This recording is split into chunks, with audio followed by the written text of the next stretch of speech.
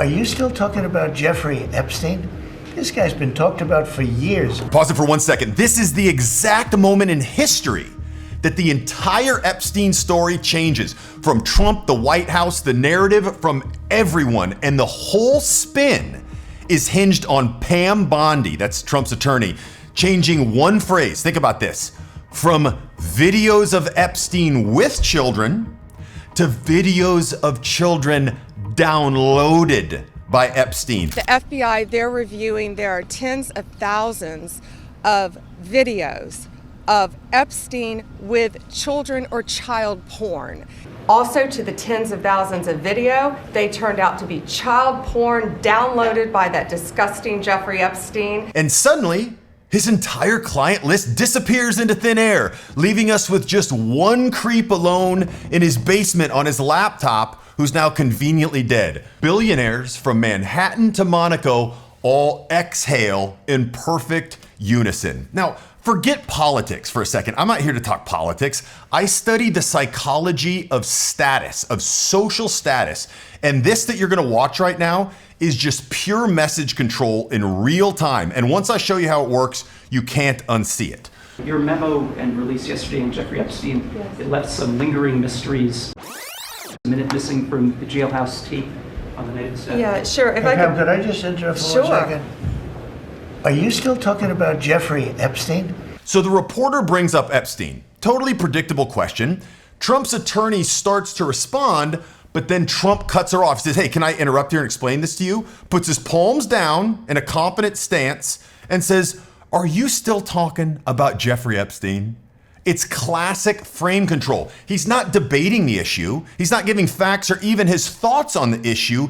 He's simply trying to make the issue seem old and tired and not worth talking about anymore. That's old news. What are you still bringing that up? We got important things to talk about. Now watch the interruption. A lot of people online are claiming that Trump interrupted her. It was some sort of a pre-orchestrated move, like they were behind stage beforehand practicing. Okay, you say this and then I'm gonna jump in right here. It wasn't. Watch the footage right here. Yeah, sure. If Hey, I Pam, could. could I just interrupt? Bondi starts talking, Trump cuts in, says what he wants to say. It's not rehearsed, it's just a normal interruption. Now, catch another weird thing when Trump is talking. Bondi gets this little kind of forced smile, half laugh on her face. Trump says, we've been talking about this guy for years. It's forced, and she realizes it. Watch when she realizes it. Watch how quick she wipes it off her face right away. This guy's been talked about for years. You're asking... See, what she was trying to do is just show support for Trump, right? You know, a courtesy laugh to try to support what he was saying. And what Trump was saying is he keeps calling Epstein this guy. And it's more than being dismissive, it's a deliberate reframing technique. Think of it this way. They're trying to linguistically shrink this massive network and this massive story down to just one weirdo. Then, before she gets to her point, watch her fingers curl into air quotes around client list. First, to back up on that, in February, I did an interview on Fox, and it's been getting a lot of attention because I was asked a question about the client list. It's a small thing, but it's important. She's mocking the very idea of a client list existing even before she pretends to address it. You've probably seen this in your own life. You know, it's like when somebody says, oh yeah, you're too busy, with air quotes. They're turning a real excuse into obvious garbage. She's trying to program you to think that the client list is like a conspiracy theory of nonsense before she even talks about it. Now, after the air quotes, she makes the move that really matters. Back in February, she said there were videos of Epstein with children, and here she says the videos downloaded by Epstein. That one verb change rewrites the entire narrative. With means he's creating content with other dudes. Downloaded means he's just some pervy guy surfing porn in his basement. They're trying to program you to see it as a conspiracy and a solo act, so we just forget about it. You know, he's gone. The Epstein thing wasn't that kind of weird, but we forgot about it. And look, a specific reframing like this is definitely worth knowing and understanding, especially so you know when people are trying to do it to you, so you can kind of have your defenses up. But when it really comes down to it, Little techniques are just a tiny piece of the puzzle. The real game isn't about collecting a bunch of parlor tricks and being able to read people. I see a lot of guys and they think if they just learn how to read body language or master eye contact, they just kind of grind harder than everyone else. They show up early to work, they work weekends. They think that's how you get ahead. That's how you're gonna make real money. You'll pay your dues, good man, and the money will come. That's not how it works. I can tell you with confidence, it doesn't matter if you're a lawyer, entrepreneur, you work for a big company, your effort and performance actually have very little to do with the money that you'll make. It has to do with your status.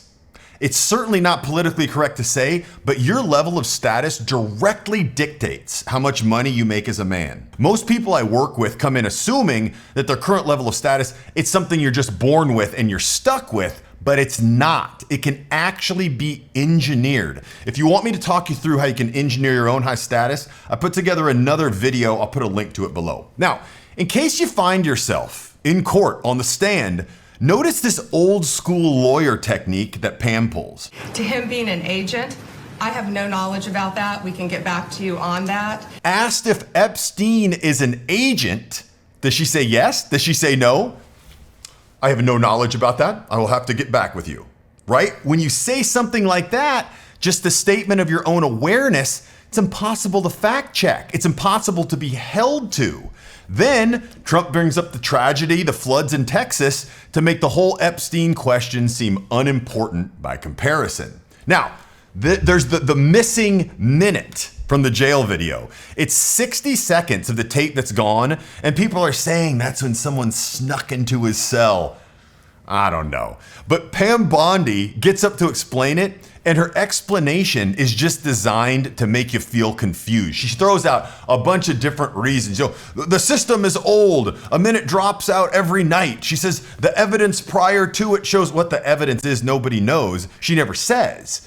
But it's just official sounding nonsense, kind of meant to overwhelm you. Listen to how she says it. Does it sound like she's trying to explain something to you, or just kind of talk over you so you'll be quiet and drop it? And the minute missing from the video, we released the video showing definitively the video was not conclusive, but the evidence prior to it was showing he committed suicide. And what was on that, there was a minute that was off the counter. And what we learned from Bureau of Prisons was every year, every night, they redo that video. It's old, from like 1999. So every night the video is reset, and every night should have the same minute missing. So we're looking for that video to release that as well, showing that a minute is missing every night. See, the goal is just to talk in circles until you feel stupid enough to ask any more questions. It's how they shut down the truth without ever having to give an actual straight answer.